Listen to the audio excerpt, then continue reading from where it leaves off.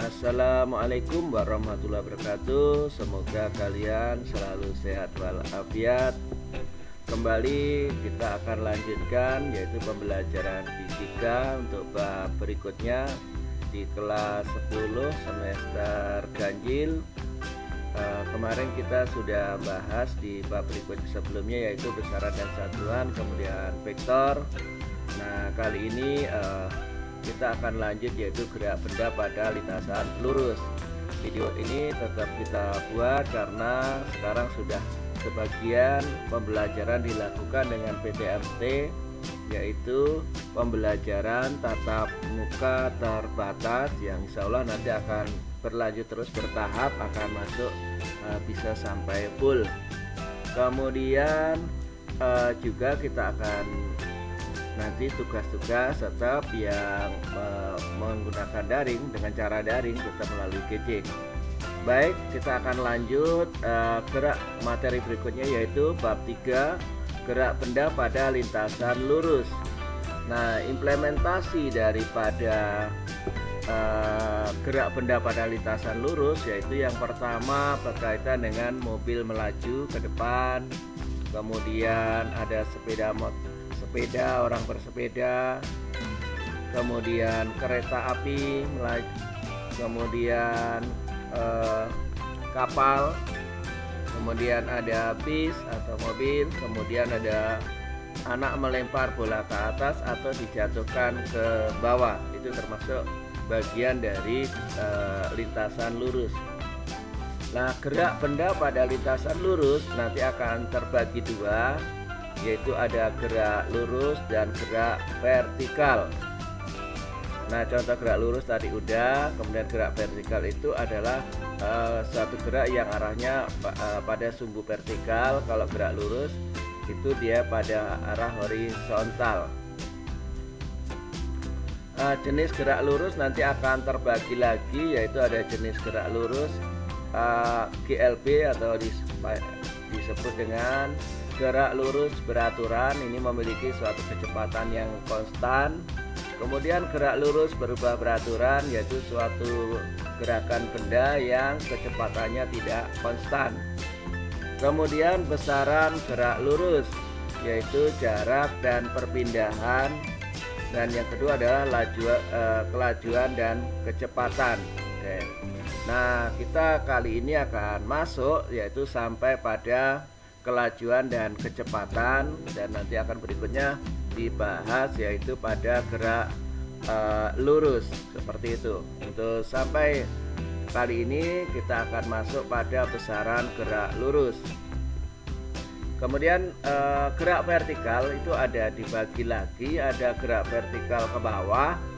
Ini artinya adalah suatu benda yang dijatuhkan, bukan dilepas tetapi dia dijatuhkan ke bawah. Itu namanya gerak vertikal ke bawah. Gerak vertikal ke atas, suatu benda yang dilempar ke atas. Nah, kemudian gerak jatuh bebas, suatu benda yang dilepas. Jadi kalau kita megang suatu benda kemudian kita lepas, itu namanya gerak jatuh bebas. Oke, sekarang masuk pada besaran pada gerak lurus. Nah, ini adalah contoh gambaran sederhana kita nanti. Si A ini berada di titik A itu akan menuju ke sekolah. Jadi ada dua jalan yang dilalui. Yang pertama yaitu dari A langsung menuju ke sekolah, kemudian ada lagi si A ini mutar dulu gitu. Jadi contohnya begini, kalau ada siswa tinggal di pasar kemudian mau ke SMP 1 umpama. Nah, ada yang dari pasar langsung jalan Perwira depan kopi lurus, kemudian ada lagi orang yang mau ke SMP 1 dari pasar itu mutar dulu lewat jalan Basuki Rahmat, kemudian jalan Panglima Ribau atau jalan baru itu baru tembus ke SMP 1 seperti itu. Kembali tadi kita akan bahas berkaitan dengan jarak dan perpindahan. Kalau tadi hanya ilustrasi gambaran nanti permasalahan dalam kehidupan sehari-hari. Maka di sini kita akan membuat definisi dulu. Menurut definisi gerak, yaitu binatang mana yang bergerak dan mana yang tidak bergerak, silahkan diperhatikan dan sebutkan alasannya, nanti silahkan itu jadi. Nah, ini gambarannya ya. Nah, mana yang kira-kira binatang yang bergerak, mana yang tidak bergerak, silahkan diperhatikan. Tentu yang kita lihat ini yang bagian bawah itu yang namanya bergerak, anjing apa itu semuanya. Nah, ini bergerak. Nah, burung itu juga sayapnya yang bergerak, tapi dia tidak berpindah, tidak ada jarak seperti itu. Begitu juga ada kucing yang di atas atap, apalagi burung yang diam itu otomatis. Nah, ada berapa? Kalau bergerak berarti ada sesuatu yang ini apa? Yang ada digerakkan. Oke. Nah, di sini berapa jarak serta perpindahannya. Nah, jarak yaitu suatu panjang lintasan, jadi yang ditempuh. Jadi kalau jarak yaitu apa? Panjang lintasan yang ditempuh. Sedangkan perpindahan yaitu jarak dari titik awal atau panjang lintasan dari titik awal ke titik akhir. Nah, itu. Jadi kalau perpindahan yaitu panjang lintasan dari titik awal ke titik akhir. Tetapi kalau jarak yaitu panjang lintasan yang ditempuh, seperti itu. Nah, ini contohnya kalau ada kupu. Nah, ini ada kupu menuju ke kucing ya. Ini ada kucing. Nah, maka di sini melalui ini dulu bisa menuju ke bunga dulu, kupunya menuju bunga dulu, jaraknya ada 8. Ada panjangnya 8, kemudian dari bunga ke kucing maka ada 6. Nah, maka panjangnya adalah ya ini yang ditempuh berapa? Yaitu dari kupu ini menuju bunga ini, kemudian baru ke kucing, jadi ada 14. Sedangkan yang dimaksud perpindahannya yang jalur merah ini adalah perpindahannya, seperti itu. Nah, ini jadi yang jaraknya itu yaitu 8 ditambah 6 sama dengan 14. Nah, kemudian perpindahannya itu ada, tentu ini sudutnya harus siku. Karena ini menggunakan persamaan Pythagoras, maka sudut antara panjang 8 dan 6 itu harus benar-benar siku. Kalau dia tidak siku maka tidak bisa menggunakan persamaan Pythagoras. Oke. Nah, itu skalar. Nah, ini vektor ya. Jadi ini yang atas merupakan besaran skalar ya, jadi hanya dijumlah aja. Kemudian yang bawah merupakan besaran vektor. Seperti itu. Ini ada bola. Oke. Nah, warna ini yang bergambar itu. Nah, yang warna kuning, biru kuning itu yang awal. Nah, silahkan itu sebagai jarak dan ini adalah sebagai perpindahan. Seperti itu gambarannya. Jadi jarak yaitu panjang lintasan yang ditempuh. Jadi tadi bolanya lintasannya yang mana, itulah jaraknya. Sedangkan perpindahannya adalah panjang lintasan dari titik awal ke titik akhir. Ini lagi contoh lagi. Berapa jarak yang ditempuh A kemudian ke O, B, O. Jadi di sini dari A dulu, kemudian ke O, kemudian ke B, kembali ke O. Jadi dia dari sini ya balik lagi sampai di tengah. Nah, ini berapa yang ditempuh oleh si ini. Nah, kedudukan akhir dikurangi dengan kedudukan awal. Nah, ini kita perhatikan dia ke sana. Jadi ada 23, kemudian itu adalah jaraknya. Jadi dia ke sini totalnya berapa, seperti itu dia ya.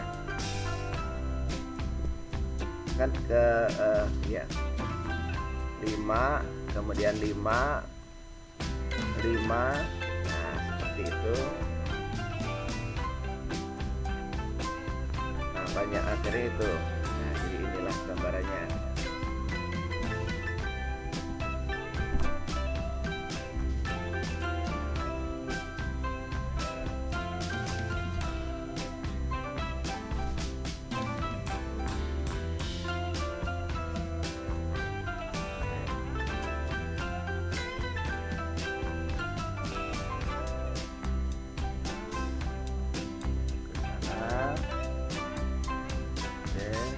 Perhatikan pergerakan itu anjing.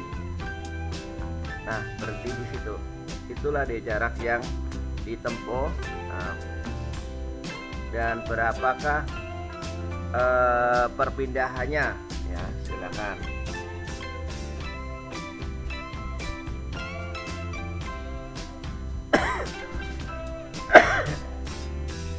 Oke, berikutnya adalah kecepatan rata-rata.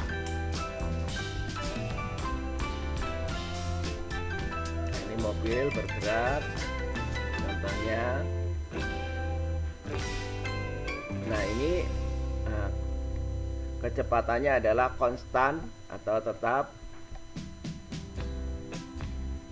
Jadi kecepatan rata-rata yaitu merupakan jarak dibagi dengan waktu.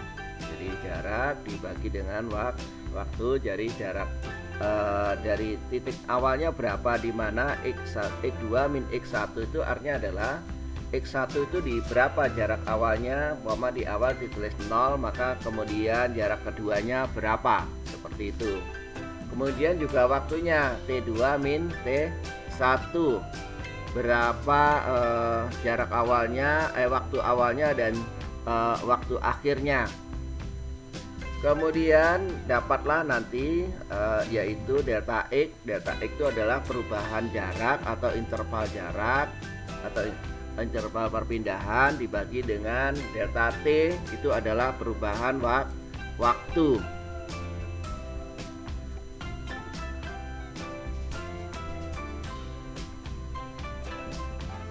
Nah, X itu sama dengan S, artinya ada yang menggunakan jarak itu atau perpindahan menggunakan simbol X, ada juga yang menggunakan simbol S. Nah, T itu adalah waktu dalam satuan detik. Kemudian jarak atau perpindahan menggunakan meter, dan satuan daripada kecepatan itu adalah meter per sekon. Nah, ini persamaannya. Ini adalah yang atas kecepatan rata-rata, yang bawah adalah kecepatan sesaat. Kecepatan sesaat itu adalah kecepatan di mana suatu kita menuju dari Rangkang menuju pasar, atau kita cek di Sebopet berapa sih kecepatannya. Jadi itu namanya kecepatan sesaat, seperti itu. Kemudian X kali P kali delta T. X nya tadi adalah jarak atau perpindahan, P nya kecepatan, T nya waktu. Maka kecepatan yaitu X dibagi dengan T. Nah ini. Nah artinya kalau dia P sama dengan satuannya meter per sekon, yaitu berapa banyak jarak yang bisa ditempuh dalam satu sekon. Tapi nanti ada lagi yang menggunakan satuan kilometer per jam. Itu artinya adalah berapa jauh, berapa kilo yang bisa ditempuh dalam 1 jam, seperti itu. Nah ini adalah grafik untuk kecepatan rata-rata. Jadi ini. Nah ini kecepatan rata-ratanya. Nah, di sini artinya kalau ada kecepatan rata-rata itu adalah nanti seolah-olah mobil itu memiliki kecepatan yang konstan atau tetap. Kemudian untuk tugas berkaitan dengan besaran pada graf lurus, bahwa ada seorang siswi menuju ke pasar dari SMA negeri menuju pasar, yaitu dengan jarak 1200 meter. Kemudian dari pasar bergerak lagi menuju SMP dengan jarak yaitu 500 meter. Nah, kemudian dari SMP menuju Bangkalbar itu bergerak lagi dengan jarak yaitu 900 meter. Berapakah jarak dan perpindahannya? Yang kedua, hitunglah kecepatan rata-rata dari rumah kalian ke SMA Negeri 1 Bengkayang. Bapak ulang, hitunglah kecepatan rata-rata kalian dari rumah menuju SMA Negeri 1 Bengkayang dalam satuan. Satu, kecepatannya satuannya adalah kilometer per jam, dan yang hitungan kedua dalam satuan meter per sekon.